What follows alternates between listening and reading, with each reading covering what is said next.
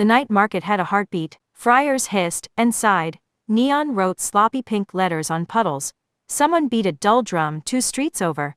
And the sound wandered in, curious. The air tasted like chili oil and rain metal and sweet corn steam. Tarps snapped and billowed like flags forgetting which country they belonged to. Goku hooked 2 fingers under a paper cone of dumplings and lifted one to blow. The little crescent waited patient on his breath, glossy, threatening to burn. Across from him, under a string of ghost peppers and a bare bulb, 18 watched vendors carve scallions, too thin to be morally correct, and held her own cone like a prop she refused to admit she liked. This counts as a date, Krillin said, and he was trying to make it a joke, but his grin hung on like a bird in a stiff wind. He touched the edge of 80's paper with one finger, and then left it alone. You know, legally. 18 didn't look up. Show me the statute. Goku laughed, and it lived in the steam for a second like warmth. He loved this.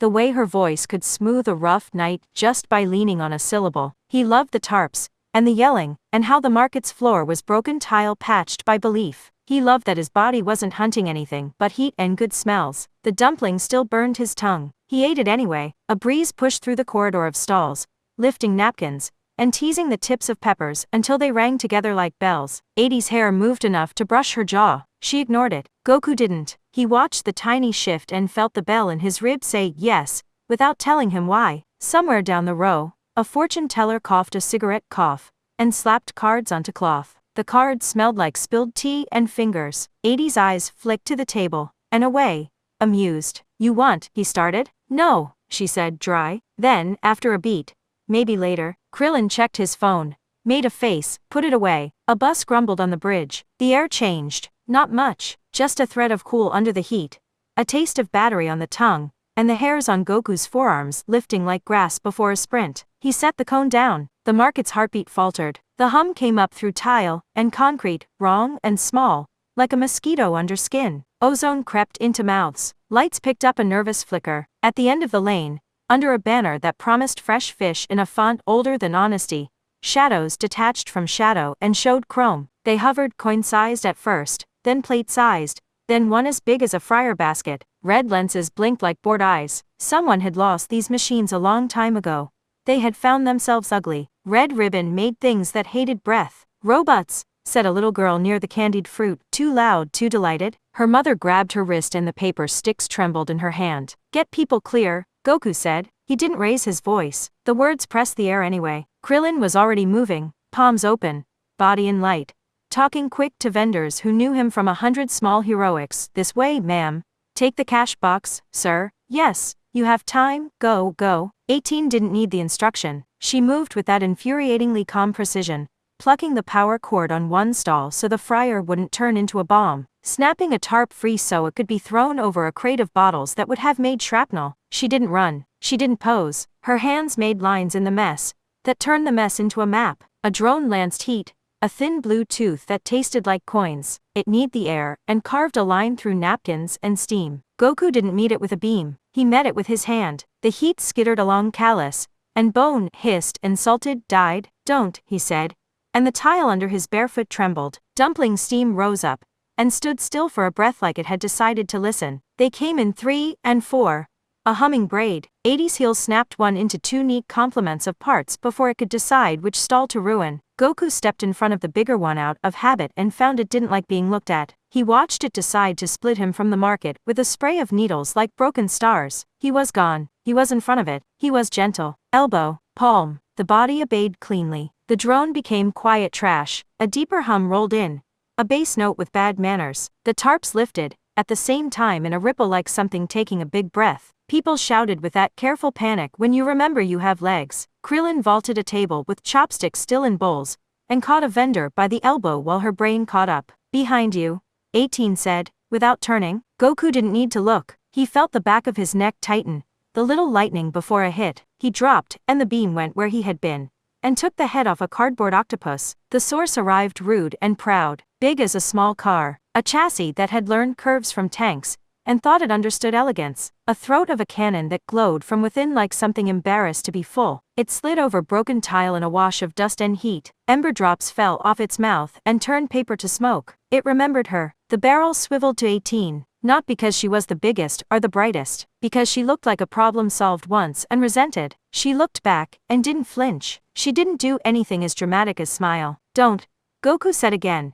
And his voice wasn't a note this time, it was a pressure. The far end of the market felt it. A stack of Tupperware rattled. The cannon hiccuped like even a machine had second thoughts. Then it fired. Goku took the world and narrowed it. Here, a hand, a breath, a line. He stepped between. Heat knelt his right side. Licked a long rib and bicep. Found a handle, tried to pull. He put it into tile. The tile cracked. Hot glass, pretty for nobody. 80's eyes darted to his shoulder and away. The way you check a cliff. She didn't say thank you. She stepped into the noise. Her knuckles found a joint that had been designed in a hurry. Metal complained with a good sound. Sparks kissed her cheek and died there. She moved through the ruin like a person who hates tripping. Krillin, Goku called without looking. On it, Krillin had a bundle of something ugly and practical, flares and a cable. He skidded under the big thing, swore at his own knees, snapped the cable where Goku would have wanted it, yanked. For once, the machine saw the small human and made the wrong decision. It spat a fan of needles to paste him to tile. 18 took the needles. She didn't catch them. She moved the air. A single, mean arc with her forearm made their angles wrong.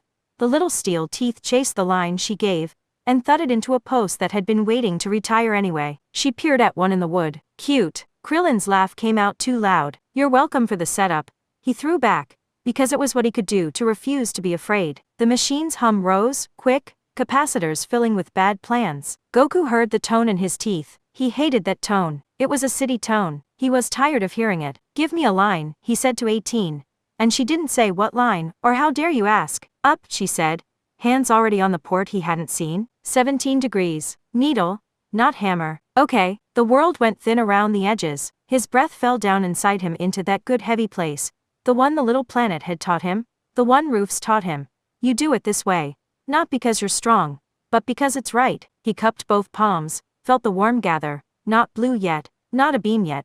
Just a promise. He heard her voice 2 inches from the metal, and liked how it sounded when it was focused. Now, he threaded the Kamehameha into the throat of the cannon like a man sewing in bad light. It went up, not out.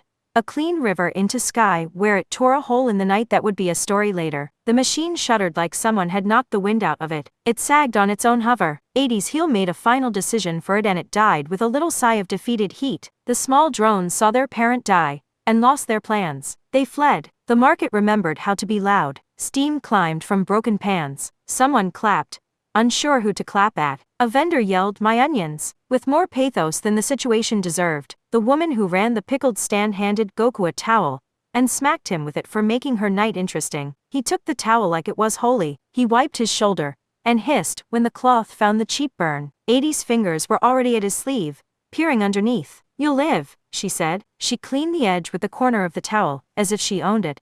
Then folded the cloth and pressed a neat rectangle into his hand. Hold still. He did. Krillin pretended not to grin, then failed.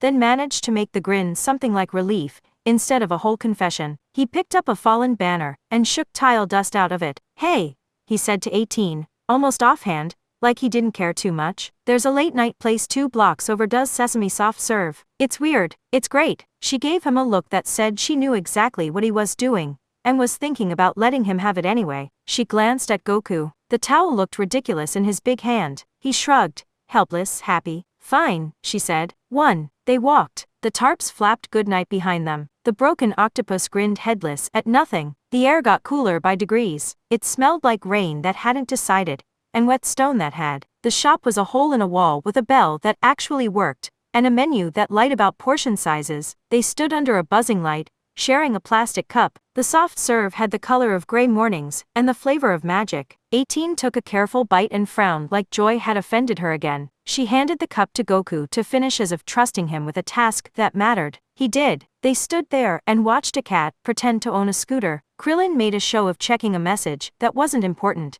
looked at their faces, and made a decision he could live with. He clapped Goku's shoulder with a friendly cruelty and pressed 2 fingers to his own temple. "I've got an early where I don't. You 2 walk safe." He took the alley with the painted fish and was gone. 18 watched him go and didn't sigh. Goku held the cup and tried to remember which hand was better for offering. He failed and used both. She took it not because of the soft serve. They didn't talk much on the walk back. Puddles reflected wrong neon. A kid with a rain poncho like a blue bell ran past with a laugh too big for his mouth. Somewhere, somebody tuned a guitar badly, in front of her building. She turned and leaned against the rail that had a tiny rust blister he was thinking about sanding off tomorrow. The light from the entry made a small halo on the wet concrete, where the door had been propped open earlier. She looked at him the way she looked at a problem she liked. He stepped closer because closing distance could be a kind of bow. He reached and tucked a damp strand of hair behind her ear and pretended he didn't notice. His hands shook a little. Her mouth did that nearly a smile thing, an easing more than a shape. "Don't get killed doing something noble," she said. "I won't," he said. "Not if you keep yelling at me." "I don't yell," she said, offended. "You do," he said, and couldn't help the grin. She leaned in and kissed him once, like striking a match. It was small and exact and warm and smelled faintly of sesame and rain. He didn't move through it. He let it happen, the way you let a good thing be precise. When she pulled back, she rested her forehead to his for a beat, and he felt the world line up under his feet in a way that made roof seem as easy as breathing. "Tomorrow," she said. "Tomorrow," he said back. He turned to go, then looked down at his hand, because it had found hers without permission. He squeezed once, a small contraction like a private promise. She squeezed back. Not small at all. Then she let go, and the night took the space like a blessing. The market's heartbeat was slower now. Less drums, more dishes washing. The neon tired and honest. He walked home in air that tasted clean and thought, with the kind of stupid happiness he used to mistrust, that you could build a life this way. One roof, one bowl, one hand finding another in the dark, and the bell in your bones ringing yes until the sound became a room you lived in.